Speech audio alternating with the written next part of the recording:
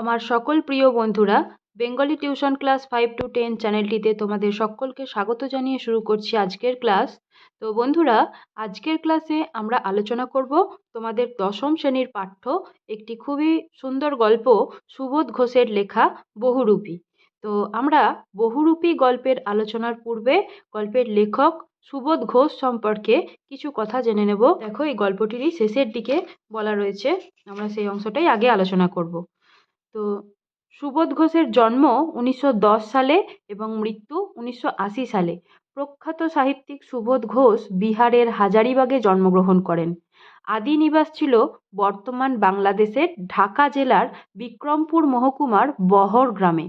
অর্থাৎ বিখ্যাত একজন সাহিত্যিক সুবোধ ঘোষ তিনি বিহারের হাজারিবাগে জন্মগ্রহণ করেছিলেন।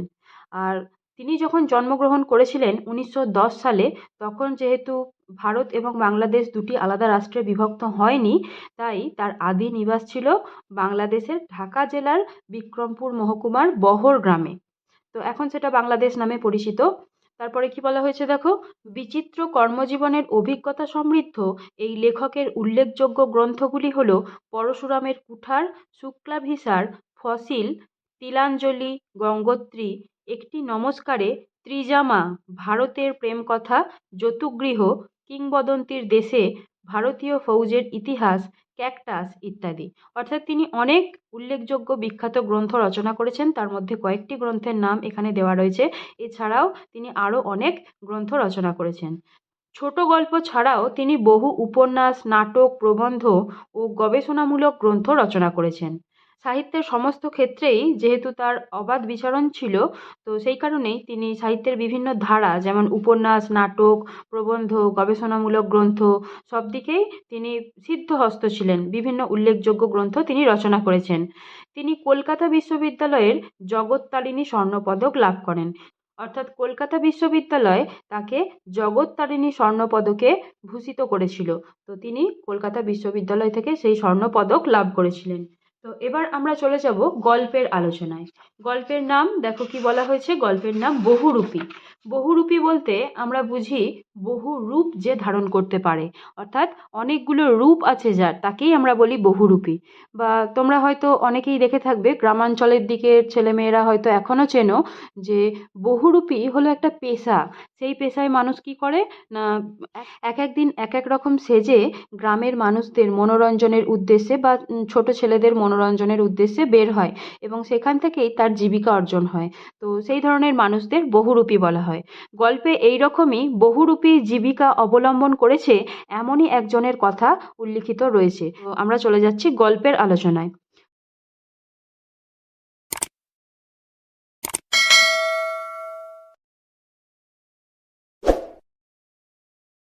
হরিদার কাছে আমরাই গল্প করে বললাম, শুনেছেন হরিদা কি কাণ্ড হয়েছে?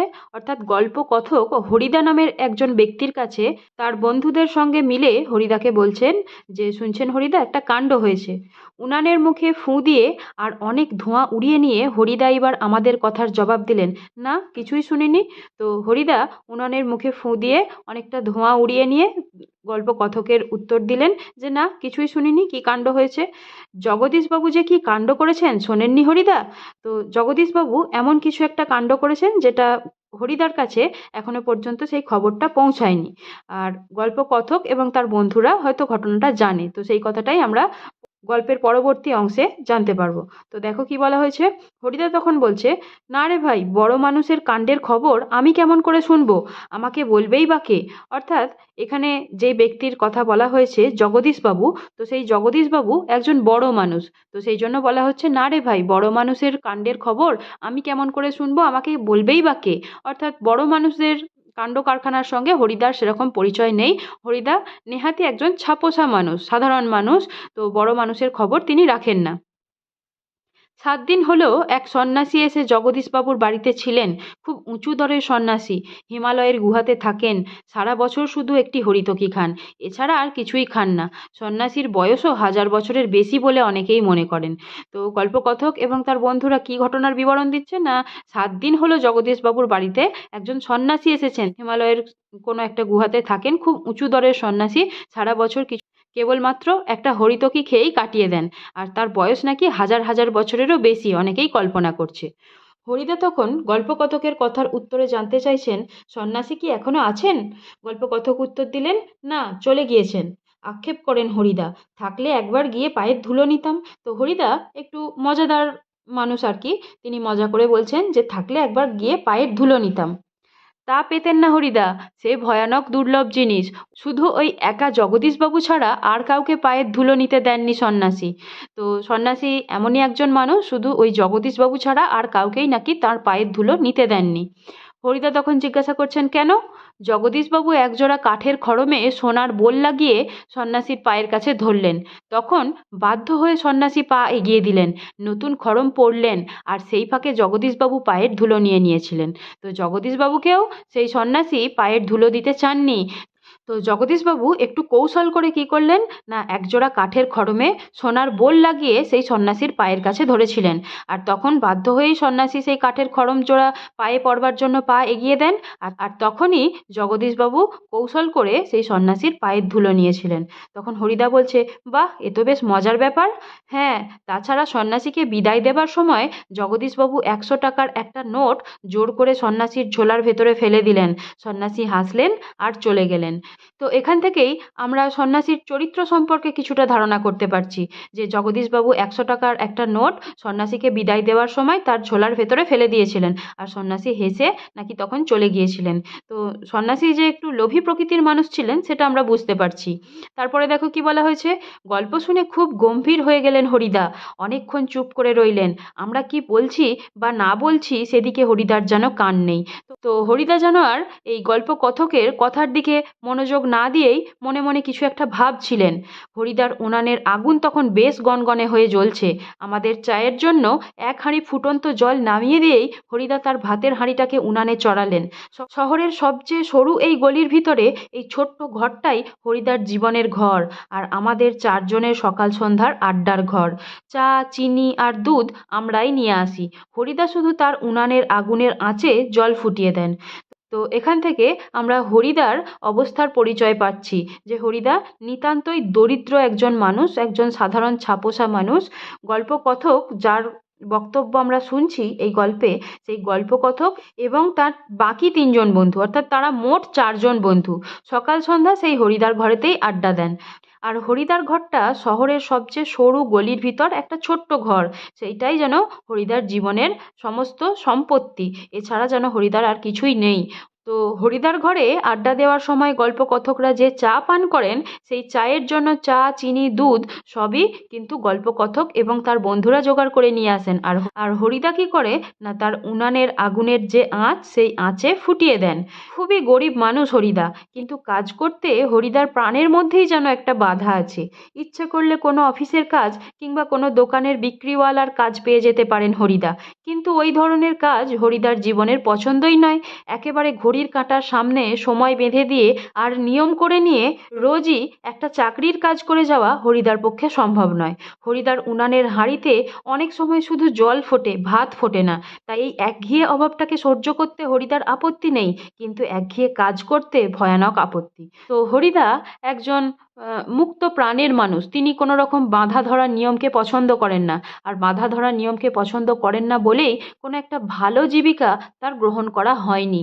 তো তিনি যেহেতু একটা নির্দিষ্ট সময় ধরে কাজ করতে রাজি নয়, তো সেই কারণেই কোনো ভালো অর্থ উপার্জন করা যাবে এমন একটা জীবিকা তিনি গ্রহণ করতে পারেননি।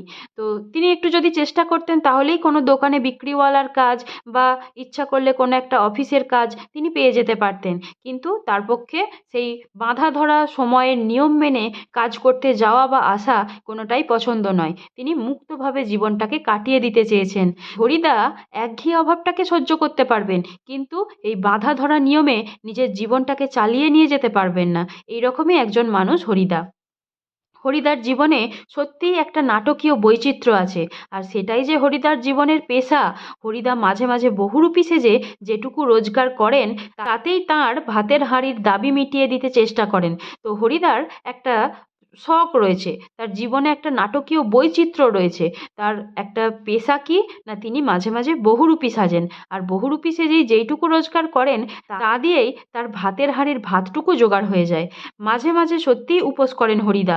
তারপর একদিন হঠাৎ আবার এক সকালে কিংবা সন্ধ্যায় বিচিত্র ছদ্মবেশে অপরূপ হয়ে পথে বের হয়ে পড়েন।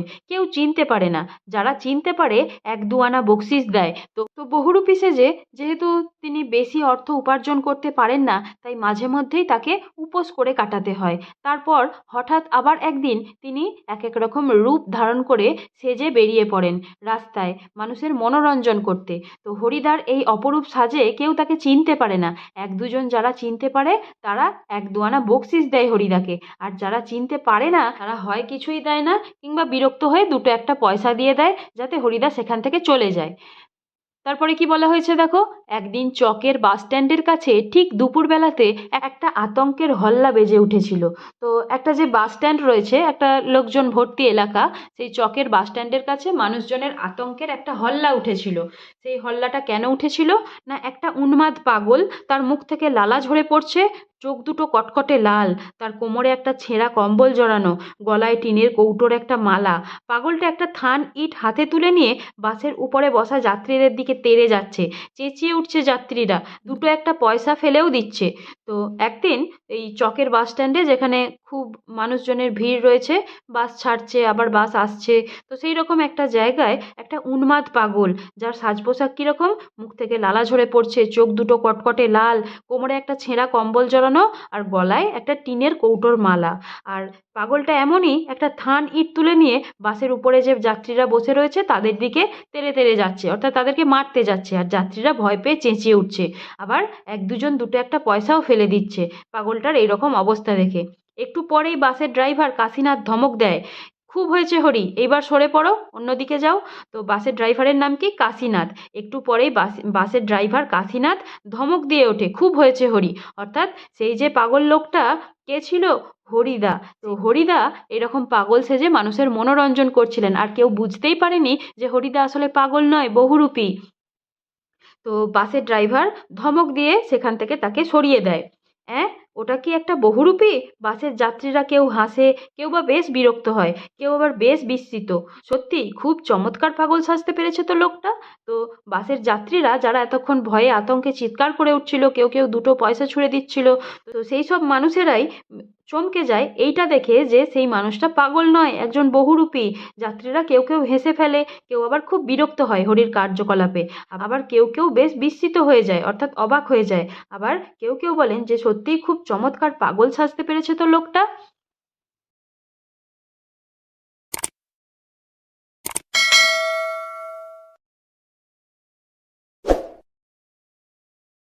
হরিদার জীবন এই রকম বহুরূপের খেলা দেখিয়েই একরকম চলে যাচ্ছে। এই এই শহরের জীবনে মাঝে মাঝে বেশ চমৎকার ঘটনা সৃষ্টি করেন বহুরূপী হরিদা। সন্ধ্যার আলো সবেমাত্র জ্বলেছে, দোকানে দোকানে লোকজনের ব্যস্ততা আর মুখরতাও জমে উঠেছে। হঠাৎ পথের উপর দিয়ে ঘুঙুরের মিষ্টি শব্দ রুমঝুম করে বেজে বেজে চলে যেতে থাকে। এক রূপসী বাইজি প্রায় নাচতে নাচতে চলে যাচ্ছে। যারা শহরে নতুন এসেছে তারা দুই চোখ বড় করে তাকিয়ে থাকে, কিন্তু দোকানদার হেসে ফেলে হরির কাণ্ড। তো হরিদা একদিন সন্ধ্যাবেলা, যখন দোকানে দোকানে লোকজনের ব্যস্ততা রয়েছে, মুখরতায় জমে উঠেছে চারপাশ, চারিদিকে আলো জ্বলছে, তো সেই সময়ে হরিদা ঘুঙুর পরে মিষ্টি ঘুঙুরের রুমঝুম শব্দ করতে করতে প্রায় নেচে নেচে এগিয়ে চলে যেতে থাকলেন। তো একজন রূপসী বাইজি যেন নাচতে নাচতে চলে যাচ্ছে। যে এই শহরে যারা নতুন এসেছে তারা চোখ বড় করে তাকিয়ে রইল, কিন্তু দোকানদারেরা তো অনেক দিন ধরে হরির সাথে পরিচিত, তাই তারা হরির কাণ্ড দেখে হেসে ফেলে। হ্যাঁ, এটা একটা বহুরূপী নাকি? কারো কারো মুগ্ধ চোখের মোহভঙ্গ হয়। তো কেউ কেউ ভেবে নিয়েছিল যে সত্যি তিনি একজন বাইজি, কিন্তু আসলে তিনি যে বহুরূপী সেটা বুঝতে পারেনি। যখন তারা হরির পরিচয় পায় যে সে বহুরূপী, তখন কারো কারো মুগ্ধ চোখের মোহভঙ্গ হয়, আর যেন বেশ একটু হতাশ স্বরে প্রশ্ন করে ওঠে, বাইজির ছদ্মবেশে সেদিন হরিদার রোজগার মন্দ হয়নি। মোট 8 টাকা 10 আনা পেয়েছিলেন, আমরাও দেখেছিলাম। এক একটা দোকানের সামনে গিয়ে দাঁড়াচ্ছে সেই রূপসী বাইজি, মুচকি হেসে আর চোখ টিপে একটা ফুল সাজিয়ে এগিয়ে দিচ্ছে। দোকানদারও হেসে ফেলে আর একটা সিকি তুলে নিয়ে বাইজির হাতের ফুল সাজির উপর ফেলে দেয়। কোনোদিন বাউল, কোনোদিন কাপালিক, কখনো মোচকা কাঁধে বুড়ো কাবুলিওয়ালা, কখনো হ্যাট কোট প্যান্টুলুন পরা ফিরিঙ্গি কেরামিন সাহেব। একবার পুলিশ সেজে দয়ালবাবুর লিচু বাগানের ভিতরে দাঁড়িয়েছিলেন হরিদা। স্কুলের 4টে ছেলেকে ধরেছিলেন, ভয়ে কেঁদে ফেলেছিল ছেলেগুলো। আর স্কুলের মাস্টার এসে সেই নকল পুলিশের কাছে ক্ষমা চেয়েছিলেন, এবারের মতো মাফ করে দিন ওদের। কিন্তু 8 আনা ঘুষ নিয়ে তারপর মাস্টারের অনুরোধ রক্ষা করেছিলেন সেই নকল পুলিশ হরিদা। অর্থাৎ মাস্টার মশাইও চিনতে পারেনি যে সেটা আসলে হরিদা। এমন চমৎকার করে তিনি পুলিশ সেজেছিলেন, বা সেই রকমভাবেই তিনি নিজেকে উপস্থাপন করেছিলেন। ছেলেরা ভয়ে কেঁদে ফেলেছিল লিচু চুরি করতে গিয়ে দয়ালবাবুর লিচু বাগানের ভিতরে। আর মাস্টার মশাই 8 আনা ঘুষ দিয়ে তবেই ছেলেগুলোকে ছাড়িয়ে নিয়ে গিয়েছিলেন। পরদিন অবশ্য স্কুলের মাস্টার মশাইয়ের জানতে বাকি থাকেনি তিনি কাকে 8 আনা ঘুষ দিয়েছেন। কিন্তু মাস্টার মশাই একটুও রাগ করেননি, বরং একটু তারিফই করলেন, বাহ, সত্যি খুব চমৎকার পুলিশ সেজেছিল হরি। আজ এখন কিন্তু আমরা ঠিক বুঝতে পারছি না হরিদা এত গম্ভীর হয়ে কি ভাবছেন। সন্ন্যাসীর গল্পটা শুনে কি হরিদার মাথায় নতুন কোনো মতলব ছটফট করে উঠেছে? ঠিকই, আমাদের সন্দেহ মিথ্যে নয়। হরিদা বললেন, আজ তোমাদের একটা জবর খেলা দেখাবো। আমাদের দেখিয়ে লাভ কি হরিদা? আমাদের কাছ থেকে একটা সিগারেটের চেয়ে বেশি কিছু তো পাবেন না। অর্থাৎ এবার গল্প কথক বলছেন যে আমাদেরকে খেলা দেখিয়ে লাভ কি হরিদা? আমাদের কাছ থেকে তো একটা সিগারেটের বেশি কিছু পাবেন না। অর্থাৎ গল্প কথকেরও সামর্থ্য সেই রকম নয়। হরিদা তখন বলছেন, না, ঠিক তোমাদের দেখাবো না, আমি বলছি তোমরা সেখানে থেকো, তাহলেই দেখতে পাবে। তো হরিদা এবার বিষয়টা একটু স্পষ্ট করে বলছেন যে ঠিক তোমাদের দেখাবো না, তিনি যেখানে দেখাবেন খেলাটা সেখানে যদি গল্পকথক এবং তার সঙ্গী সাথীরা সেখানে থাকে উপস্থিত, তাহলেই তারা হরিদার খেলাটা দেখতে পাবে। তো গল্পকথক এবার প্রশ্ন করলেন যে কোথায়? হরিদা বলছেন, আজ সন্ধ্যায় জগদীশবাবুর বাড়িতে। হঠাৎ জগদীশবাবুর বাড়িতে খেলা দেখানোর জন্য আপনার এত উৎসাহ জেগে উঠল কেন? তো গল্পকথক এবার একটু অবাক হয়ে গিয়ে হরিদাকে প্রশ্ন করছেন যে হঠাৎ হঠাৎ জগদীশবাবুর বাড়িতে খেলা দেখাবার জন্য আপনার এত উৎসাহ কেন হচ্ছে? তো হরিদা হাসেন, মোটা মতন কিছু আদায় করে নেব, বুঝতেই তো পারছো। পুরো দিনটা রূপ ধরে ঘুরে বেরিয়েও 2-3 টাকার বেশি হয় না। একবার বাইজি সেজে অবশ্যই কিছু বেশি পাওয়া গিয়েছিল, কিন্তু ওতেই বা কি হবে? তো একবার বাইজি সেজেই তিনি কিছু টাকা বেশি পেয়েছিলেন। সেদিন কত টাকা পেয়েছিলেন আমরা আগেই জেনেছি, মোট 8 টাকা 10 আনা পেয়েছিলেন। কিন্তু ওতেই বা কি হবে? ওই টাকা দিয়ে তো বেশি দিন হরিদার সংসার চলবে না। তাই তিনি একটা মতলব এঁটেছেন এবং জগদীশবাবুর বাড়িতে তিনি খেলা দেখাবেন বলে ভেবেছেন এবং সেখান থেকেই মোটা টাকা আদায় করে নেবেন। ঠিকই বলেছেন হরিদা, সপ্তাহে বড়জোর একটা দিন বহুরূপী সেজে পথে বের হন হরিদা, কিন্তু তাতে 7 দিনের পেট চলবার মতো রোজগার হয় না। অর্থাৎ হরিদা মাত্র সপ্তাহে একদিন বহুরূপী সেজে বের হয়। হরিদা বলেন, না, এবার আর কাঙালের মতো হাত পেতে বকশিস নেওয়া নয়, এবার মারিত গন্ডার লুটিত ভাণ্ডার। এখানে বানানটা একটু ভুল রয়েছে, তোমরা খেয়াল করবে, এটা হবে গন্ডার। এবার মারিত গন্ডার লুটিত ভাণ্ডার, অর্থাৎ এবার বড় কিছু আদায় করে নেব, অনেকটা পরিমাণ টাকা আদায় করে নেব, সেই রকম বলতে চাইলেন। তো লুট করি তো একেবারে ভাণ্ডারের যে ধন সম্পদ যতটা থাকে ততটা লুট করব, আর মারি তো একেবারে গন্ডারকে মারবো, অর্থাৎ গন্ডারের চামড়া খুব মোটা, সহজে মারা যায় না, তো গন্ডারকে মারবো, অথবা লুট করি তো ভাণ্ডারকে লুট করব। এটা একটা আসলে প্রবাদ, বাংলা প্রবাদ।